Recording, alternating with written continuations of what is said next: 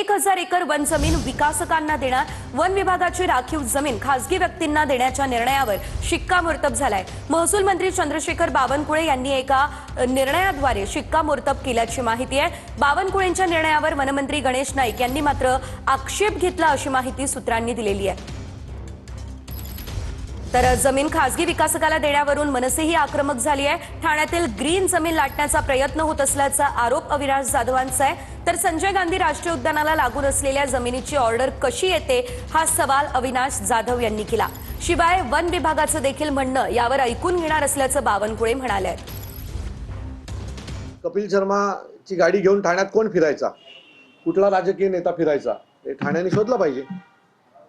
आणि एवढी 1000 एकर जमीन जर मला वाटतं संजय गांधी राष्ट्रीय उद्यानाला लागून असलेली 1000 एकर जमीन जर अशा प्रकारे ऑर्डर केली जाते तर बावनकुळेंना पण प्रश्न विचारला पाहिजे। 31ला 31 डिसेंबरला त्या ऑर्डरवर त्यांनी सही केलेली आहे।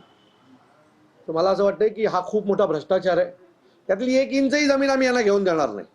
हा जे हिरवळ आहे ना जंगल 1000 एकर मध्ये, ते यांचा बाप नाही लावायला आला होता। त्यामुळे यांनी स्वप्न पण बघू नये की हे गिळली जाईल, आमचं रक्त सांडेल पण ही जमीन नाही आम्ही गळून देणार।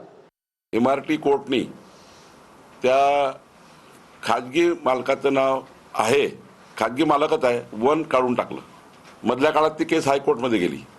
हायकोर्टनी 8 आठवड्याच्या आतमध्ये ही केस अंतिम करा असा आदेश होता हायकोर्टचा।